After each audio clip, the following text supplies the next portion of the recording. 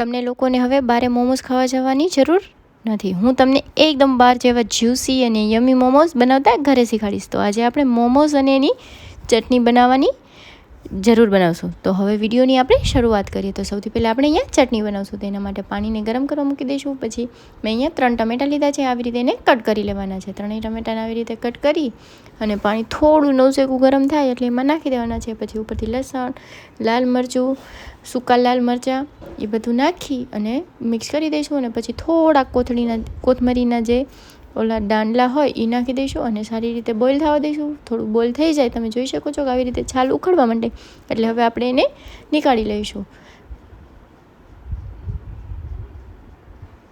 અહીંયા બધું નીકાળી લઈશું અને થોડા ઠંડા થઈ જાય પછી આપણે એની છાલને નીકાળી લઈશું.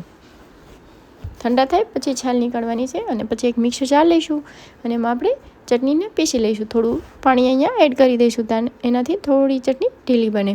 પછી એક પેનમાં તેલ લઈશું, એમાં તેલ આવી જાય, થોડું ગરમ થઈ જાય પછી આપણી જે ચટણી હતી એને નાખી દઈશું. અહીંયા મેં એક છાનીની મદદથી એને છાની લીધું છે, જેનાથી ને એક બી બીજ ને એવું ના આવે. એના માટે કોઈ લમ્સ રહી ગયા હોય તો પણ ના આવે. તો પછી થોડું સ્વાદ અનુસાર મીઠું, ટમેટો સોસ, થોડું સોયા સોસ અને સ્વાદ અનુસાર નમક અને થોડી ખાંડ નાખી અને સારી રીતે બધાને મિક્સ કરી દઈશું. પછી ચટણી થઈ જાય પછી ઉપરથી લીંબુ નાખી દઈશું. તમે જોઈ શકો છો કે આપણી ચટણી બનીને રેડી છે. કેવી મસ્ત બની છે, બહુ જ મસ્ત બની છે. અને પછી હવે આપણે મોમોઝ માટે લોટ બાંધી લઈશું. તો એના માટે મેં અહીંયા એક વાટકી જેટલો મેંદાનો લોટ લીધો છે. એમાં સ્વાદ અનુસાર થોડું મીઠું અને થોડું તેલ નાખી અને સારી રીતે પહેલાં બધાને મિક્સ કરી લેવાનું છે. અને મીડિયમ સોફ્ટ લોટને આપણે બાંધી લેવાનો છે. થોડું સોફ્ટ વધુ હશે તો મોમોઝ એકદમ મસ્ત ટ્રાન્સપરન્ટ લાગશે અને બહુ જ મસ્ત યમી લાગશે. એકદમ બહાર જેવા જ આપણે આજે મોમોઝ બનાવશું. તમે બધા વિડીયોને એન્ડ સુધી જરૂર જોજો. અને સારી રીતે પાણી નાખી અને સારી રીતે લોટને આપણે બાંધી દઈશું. અને પછી થોડું ઉપરથી ઓઇલ નાખી અને સારી રીતે મસળી અને અહીંયા 15થી 20 મિનિટ માટે રેસ્ટ થવા માટે મૂકી દઈશું. ત્યાં સુધી આપણે મોમોઝનું સ્ટફિંગ બનાવી લઈએ. તો સૌથી પહેલાં મેં અહીંયા ગાજર લઈ લીધા છે, કોબી લઈ લીધું છે. તમને જે બી સબ્જી ભાવતી હોય તો તમે અહીંયા એડ કરી શકો. હું વેજ મોમોઝ બનાવું છું એના માટે મેં અહીંયા વેજીટેબલ્સ જ લીધા છે. અને ડુંગળી લીધી છે, કેપ્સિકમ લઈ શકો છો, તમે પનીર લઈ શકો છો, તમને જે બી ભાવતા હોય એ લઈ શકો છો.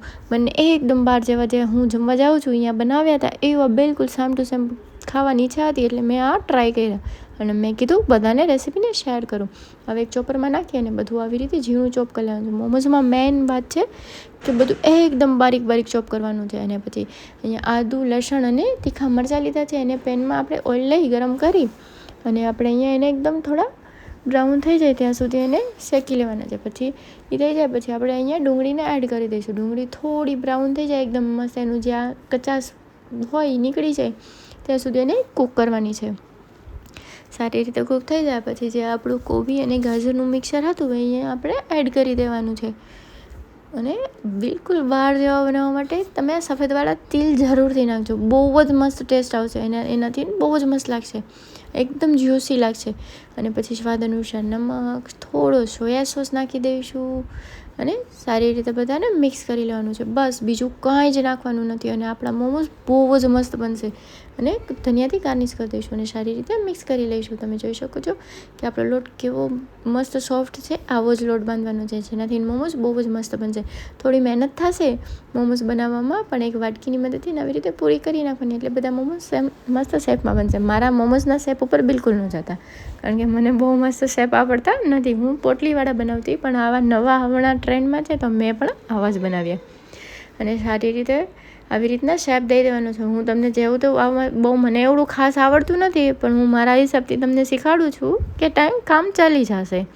આપણે શેપથી મતલબ નથી, આપણે ટેસ્ટથી મતલબ છે. ટેસ્ટમાં સારા હોવા જોઈએ તો બધાને બહુ જ પસંદ આવે. આવી રીતના શેપ આપી દેવાનો. તમને ગમે તેવો શેપ આપો ને મતલબ મોમોઝથી મતલબ એને અમે તો.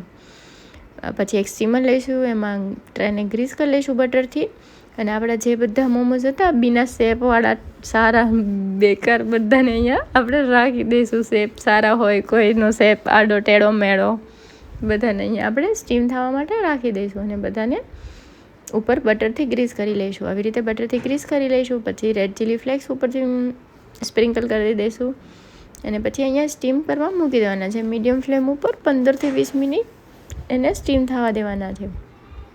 ઢાંકી અને સ્ટીમ થવા રાખી દઈશ. તમે જોઈ શકો છો કેવા મસ્ત એકદમ જ્યુસી મોમોઝ બન્યા છે.